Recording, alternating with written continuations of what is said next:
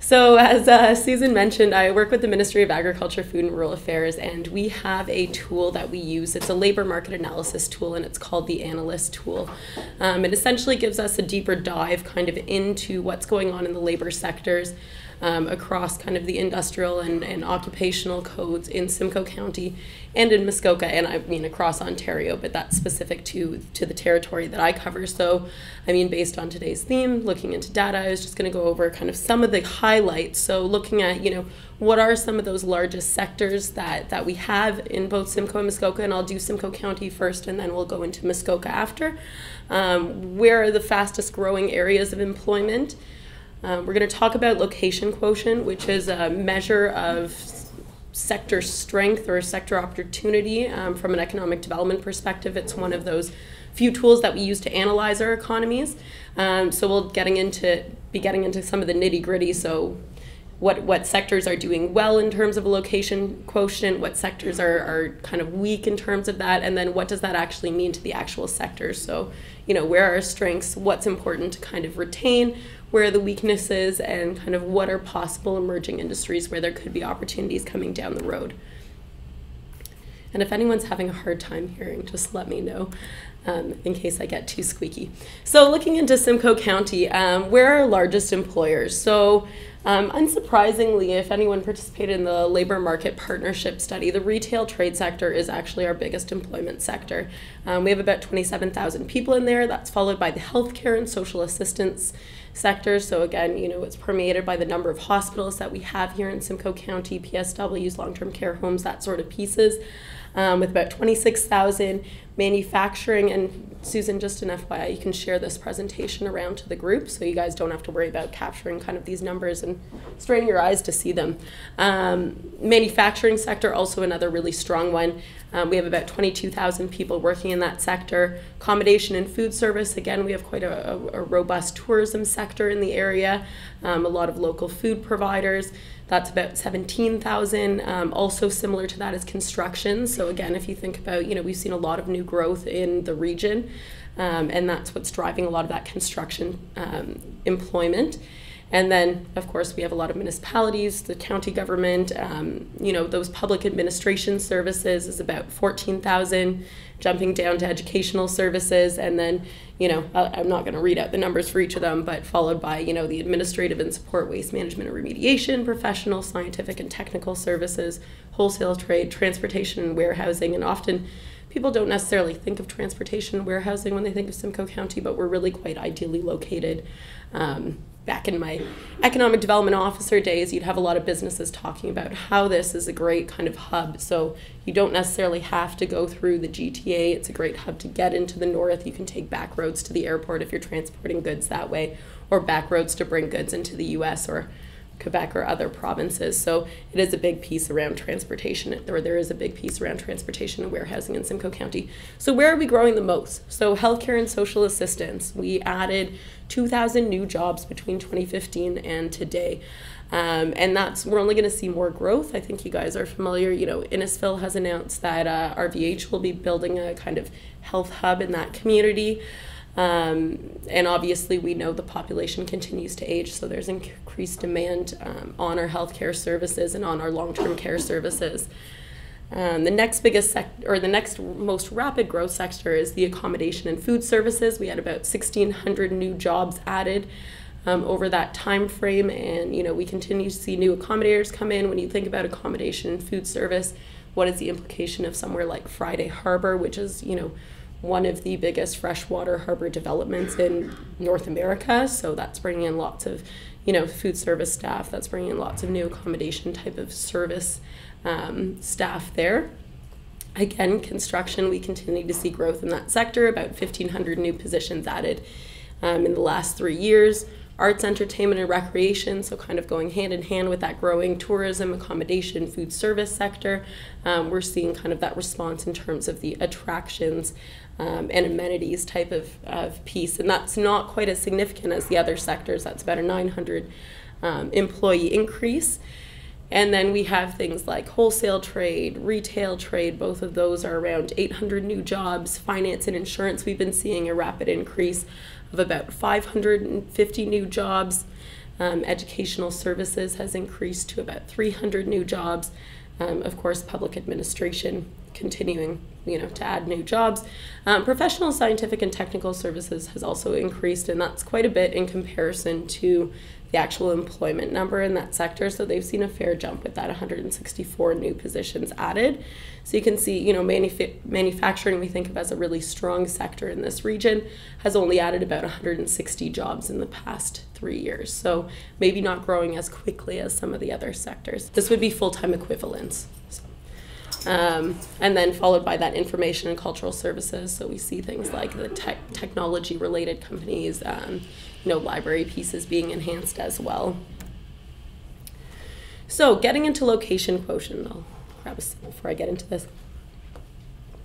So this is kind of one of our key measures in economic development of how we determine, is an industry strong, is it growing, where are we going with the sector? So in terms of location quotient, it's essentially, so it's the amount of people that we would have employed, let's say in Simcoe County in one sector, versus the number of people employed in Simcoe as a whole, Simcoe County as a whole, compared to the provincial level. So how many people are employed in the sector at the provincial level and how many people are employed in the province at the whole. So you get a ratio between kind of those two figures. That's usually around 1. Some of them go higher, some of them go lower. So how we look at it is sectors that have a location quotient above 1.2 are considered strong. So they have above that the average level of provincial employment, so 1.2 ratio above that provincial level of employment. So we consider that an area where we have a strength. And often those areas are export oriented, or those sectors are export oriented, as we would say. So, they don't technically have to be exporting, but they would typically be, because we have such a concentration, we would be attracting people from outside of Simcoe County into the region to take advantage of some of those services. So, if you think of RVH as being a regional hospital, having a lot of services that they would provide kind of across the board. We may get people coming in from Durham region or from Muskoka or further north or further west to access some of those services. So that becomes an export sector. So basically, looking at that yellow quadrant, industry is important to retain. So those are those sectors that have a location quotient over 1.2, but their employment is shrinking. So we know there's a strategic strength in this sector, but employment is decreasing. So ultimately, as an economic development officer or economic development team, or even in my role as an economic development advisor, we would say, okay, here's an industry that probably needs some intervention, that we need to make sure, we retain this business, we retain the employment that exists in this sector, and hopefully turn that trend around and can help them increase the number of employees in that sector. A competitive strength, so going into that green square, would be if your location quotient is above 1.2, but the employment level is growing. So you're already strong in that sector, you're continuing to see growth in that sector. So from an economic development perspective, we'd say, how do we continue to make sure this sector stays happy and healthy and is getting the employees that they need to grow, which is, certainly a challenge when we're out and about talking to employers. Many of them in an area that is growing, a sector that is growing, there's the challenge of finding the labor that they need and the right labor. And obviously you guys play a role in kind of supporting that piece. Jumping down to the other more exciting one, that blue quadrant, is possible emerging industries. So those are those sectors that have a location quotient of 0.8 or less. So they're on the other side of the one being kind of your equivalent to the provincial average, or, for employment in that sector.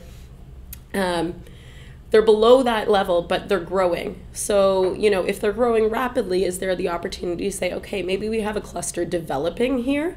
Maybe it's likely that there will be future opportunities for employment growth. So how do we look to support that sector and help them expand and enhance and hopefully enter that competitive strength quadrant? And then that red piece, the red quadrant, is really that weakness area. So, where are we not strong? These are sectors that have a location quotient lower than 0.8, and their employment is either not growing or it's declining. So these are areas that we're typically not strong, typically not a huge focus on that for economic development unless there's a rationale to drive kind of turning that around. So, I mean, things like healthcare or amenities like that, if you're weak in healthcare, from an economic development perspective, you want to make sure you have service practitioners so your community remains a desirable place to live, work, and play, right? Okay, so jumping into what is happening in Simcoe County. So where are our strong sectors? So those are the ones that are above 1.2 in a location quotient. So you can see we have manufacturing. We talked about there being 22,000 jobs. There was a change of only 160 new jobs in the past 3 years. But their location or quotient remains in that strong category. Not necessarily extremely strong, but I mean, they are above that 1.2 piece.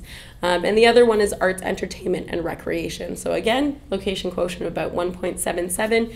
You can see kind of that difference looking at, you know, how many jobs we have in manufacturing versus the change over the 3 years, versus how many jobs we have in arts, entertainment, and recreation. So about just under 8,000, and we added almost 1,000 jobs in the past 3 years. So that's a big opportunity for growth, and it's a sector that's growing quickly. So thinking about, you know, how do we meet the demands of that sector? What are the ones, or what sectors are falling under 0.8 in terms of location quotient for Simcoe County? Agriculture, forestry, fishing, and hunting has seen a significant decline. So again, we had about 3,000 jobs in 2018. Over the past 3 years, we've lost about 500 jobs in that sector. So you can imagine that location quotient has dropped significantly over the time, and we're only at about 0.7. So again, that's kind of that weakness. Information and cultural industries, still kind of a weakness, but there's been change, so that's falling under the 0.6, or that's at the 0.6 level location quotient. Finance and insurance is 0.66. Professional, scientific, and technical services, 0.76. So starting to get to that threshold of almost critical mass there. And then management of companies and enterprises. So we'll dig a little deeper into what that actually means. So we talked about this one in a fair amount of depth already. So where do we have strengths? Arts, entertainment, and recreation, manufacturing. We talked about the changes there, so I'm not going to kind of reiterate that. The weakness, so agriculture, forestry, and fishing was the only one that was actually declining in employment. That was under 0.8. So that's a big challenge as we look at kind of transition going forward into the agricultural sector. And I know we often talk about that as one of the largest land uses. So that is a challenge. And sorry, just jumping back to note, there were no industries that fell into that important to retain area. So everywhere else kind of had the level of increase that they needed to kind of stay in the competitive strength, as opposed to falling into that shrinking employment category. So none of our strong sectors are shrinking. Emerging industries, possible emerging industries, the information and cultural industries, and the finance and insurance industry. And sorry, that professional, scientific, and technical services should have been on there as well. But just for example, so information and cultural industries has a location quotient of 0.6, had about 2,400 jobs in 2018, sorry guys. And the change was 160 jobs. So, you know, it's not growing as rapidly as, for example, that arts, entertainment, and recreation sector, but there is still growth there. So there's an opportunity, and it's a potential emerging sector. Finance and insurance had about 6,000 people in 2018, and in the past 3 years, it's added 543 new jobs. So again, it's growing rapidly, probably likely to meet the demands of some of the other growths in the sectors. And then professional, scientific, and technical services, again, not growing quite as rapidly as some of the other sectors, but again, you know, we've seen it increasing. We've seen the location quotient going up over the past several years. Right now it's at 0.76. Sorry. You know, it had about 11,400 jobs in 2018, or this year, kind of at the end of last year, and now over the past 3 years, they've added about 164 jobs. So growth is taking place. It's not happening at a rapid pace per se. So digging into Muskoka, so again, unsurprisingly, retail is the largest sector. So they had about 4,600 employment positions in the retail sector in Muskoka in 2018. Construction, again, unsurprisingly, the second biggest sector, 4,400 jobs. Healthcare and social assistance, 4,300 jobs. Accommodation and food services, about 4,200 jobs. So if you think about the makeup of Muskoka, this is very reflective of their economy. So, a big lean towards that tourism side, and that's really like the retail sector caters to tourism as well as resident needs. And then they have the accommodation and food service piece. They have 2 large hospitals in Muskoka, and they are continuing to see an aging population, so continuing to maintain that healthcare and social assistance piece makes sense. And there's ongoing construction in Muskoka. I think a lot of it is actually driven by cottage redevelopment and refurbishment, but there has been some residential growth as well, particularly in kind of the 3 biggest urban areas going up the Highway 11 corridor, so Gravenhurst, Bracebridge, Huntsville. The next largest sector is manufacturing, so that's about 2,300 positions. You have professional, scientific, and technical services at about 1,600 positions.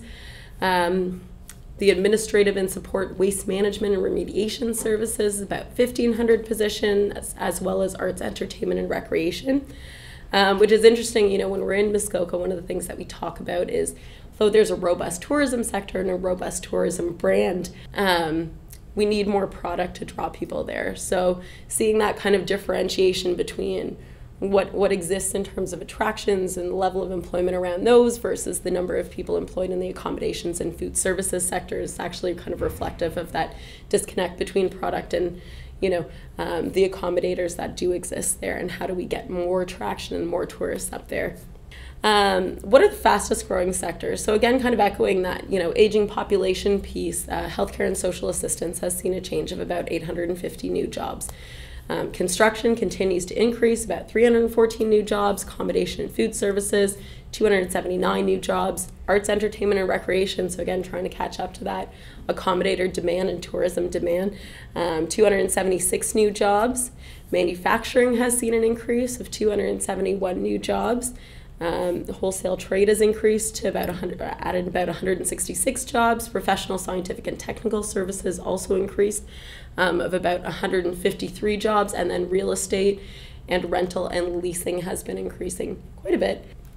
So again, we're going to go through kind of the location quotients, what's going well, where are there opportunities to expand, what do we need to work on retaining, and what's kind of potentially emerging. So what are our strong sectors, our export-oriented sectors in Muskoka? We have construction, accommodation, food services, retail trade, arts, entertainment, and recreation, and real estate and rental and leasing.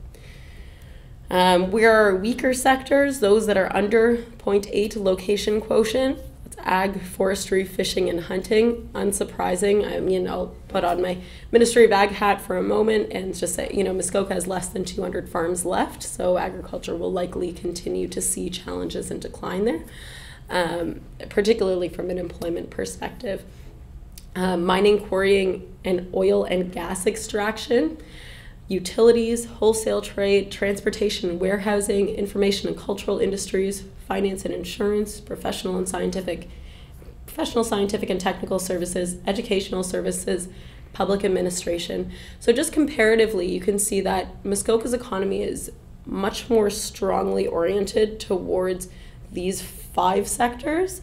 Whereas in Simcoe County, you saw more balance. They had 2 kind of sectors above 1.2, but much less sectors falling under 0.8. So it kind of speaks to less diversification in Muskoka's economy. Many of their sectors are falling under 0.8, and they have some really good strengths in those that are above 1.2. So jumping into kind of this breakdown, so what are competitive strengths? The construction sector continues to see growth.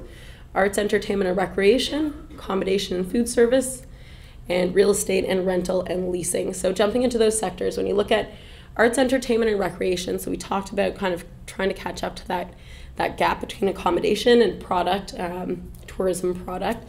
You can see the location quotient already is quite a bit higher than the provincial average. So they're at 2.21. And it's interesting, this is all at the 2-digit North American industry classification.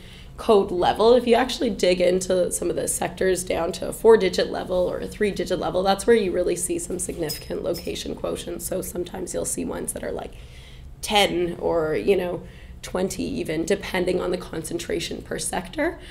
So it might be like fruit wineries, they have a high concentration in comparison to the provincial average because they have the cranberry marsh that's there that does cranberry wine.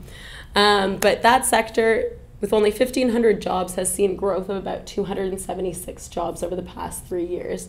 The construction sector remains strong, so it's 1.83 location quotient. There's about 4,400 jobs, about an increase of about 300 jobs since in the past 3 years.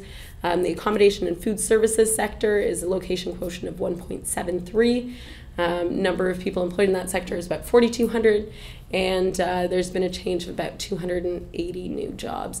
And then lastly, that real estate and rental and leasing sector is a location quotient of about 1.28, so just on the brink of a strong sector. But with just under 1,000 jobs, they've seen a growth of about 100 new jobs coming up in the past 3 years. So that's ratio-wise, they're seeing a lot of growth in that sector, and that might continue to increase as we see kind of continued demand for things like vacation rentals, and there's a lot of transition going to be taking place as people who currently own cottages are kind of retiring and getting out of that driving up, driving down kind of marketplace. So industry is important to retain. Retail trade. Retail trade is kind of central to any economy. As you can see, both Simcoe County and Muskoka had it as one of the highest sector of employment, and it kind of drives all of the resident needs of a community. So in Muskoka, the retail trade is at a location quotient of about 1.25, so they're kind of just in that strong area. They had 4,600 roughly jobs, more like 4,700, but they lost 284 jobs over the past 3 years. It's hard to say what's driving that trend. Kind of wagering from not thin air, but I mean, Susan and I have been doing some research into the labor market situation in Muskoka and what's going on, and what we're hearing is it's actually very, very hard to find people to work in your retail store. So I wonder if some of that, and the numbers, these are numbers that we gather from Stats Canada, from Canada Business Patterns. They don't actually tell us what's going on the ground or if they were positions that went unfilled, but I would imagine that many of these are actually in that unfilled category. It was interesting, I'm working on a project with the municipality in Muskoka, and we started talking about what are the biggest challenges in your downtown. We're doing a downtown revitalization type of project. And typically what you would hear in terms of downtown challenges is we need to draw people into the downtown, so we need better marketing, we need better events, we need more parking. Parking always comes up in downtown. No one mentioned any of those. Everyone brought up labor is the biggest issue. We cannot find people to work on our main street stores. So it's incredibly taxing to the business owners. So big opportunity in retail trade, and thinking about, how do we get the right people into those positions to make sure the retail trade continues to thrive in the region. The weaknesses, the agriculture, forestry, fishing and hunting sector, the transportation and warehousing, educational services. So again, those are industries that are under that 0.8 location quotient and not growing. Their employment is shrinking or staying stagnant. So the question was around, does the agricultural stats reflect only private sector, or does it include all of the government staff that might be working around that sector? So it should only include the private sector for agriculture. Any government positions should be captured in that public administration category. Okay, so yeah. That's The question is, how much is minimum wage increase impacting employment? And at this point, we don't know what the figures look like. So that would be kind of next year. We'll probably get a better picture. I know, the federal government released their stats for January, and it didn't look positive. There was a lot of part-time job loss. What that means on the ground, if it would have happened anyway, I know, you see that seasonal hiring for Christmas, and then people kind of, don't continue on in those part-time positions. So how much of that is reflective of the minimum wage? I'm not sure. So stay tuned for next year. You've been hearing about the challenges around town conditions for operating, so things like rental rates and the cost of renting a commercial location, the cost of kind of commuting to and from stores, and the challenge that, or the additional competition that online shopping brings. Was that kind of everything? So just kind of articulating that is there might be an opportunity for the municipalities to kind of come together and talk about those conditions for doing business and how can they better support them or make them more favorable. I'm only working with one municipality on the downtown, so I can't really speak to kind of those specific policies or the leasing rates. Now, I know the challenges around it's the property owners who set the rental rates. It's typically not municipally owned and managed commercial space, right? So there's the opportunity to work with the property owners. It's up to them to decide to come to the table and want to be engaged and lower their cost of doing business. Whether that's impacting the number of employment opportunities, that could certainly be playing a role. From the conversations that I've had, I haven't talked to anyone who said that they can't afford to hire people, although I have heard comments around potentially the minimum wage providing challenge around that. But what we've mostly been hearing is around we need people to work, particularly in the high season. So again, when you think of Muskoka, there is that whole additional conundrum of seasonality that comes in that makes it really complex to hire someone for high season, which many business owners feel it's only profitable for me to operate my business during, 3 to 4 months of the year, which really distorts the employment marketplace as well. So that's kind of an additional challenge, kind of building on that. Right. So kind of jumping into those possible emerging industries. So where might there be opportunities? Where is there employment sector growth and where is there potential strength coming down the pipeline? So we've seen that in utilities, manufacturing, wholesale trade, finance and insurance, professional, scientific and technical services, and public administration. So looking into these in more depth, and I'm going to jump to the two biggest ones. Only because, mining, quarrying, and oil and gas extraction, actually I'll just go through them all. That one is weak with a location quotient of 0.35. In the past 3 years, they've only seen an increase of 7 jobs. Now, that's not anything to sneeze at when there's only 125 jobs in that sector, but it's not necessarily a notable increase. Utilities, very similar. The location quotient is 0.67.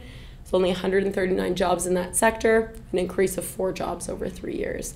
Again, not a huge jump. Wholesale trade, on the other hand, location quotient of 0.55. There's 852 jobs in that sector, but there's been an increase in 166 jobs over the past 3 years. So there's growth taking place in the wholesale trade. I'm not quite sure where that's happening because, again, this data doesn't reflect necessarily the exact changes on the ground. That's where we work with our colleagues to get that local knowledge. But there is growth taking place there.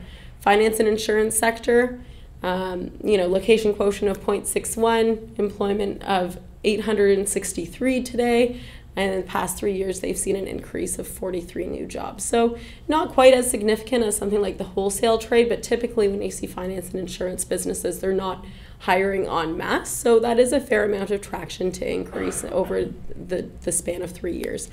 The other one that I think is kind of interesting is that professional, scientific, and technical services. So again, not quite at a strength yet, or not quite past the below the threshold for a moderate location quotient with 0.69. But they have about 1,600 people employed in the sector, and they've added about 150 jobs over the past 3 years. So again, one that's seeing continuous kind of increase. And then lastly, there's public administration, already 0.74 location quotient, 1,500 people with 10 new jobs added in 3 years, not a big jump there. So maybe an opportunity for some of those other sectors, that wholesale trade, finance and insurance, and professional, scientific, and technical services. So that's kind of the rundown of kind of what's going on in the stats from the labor market perspective.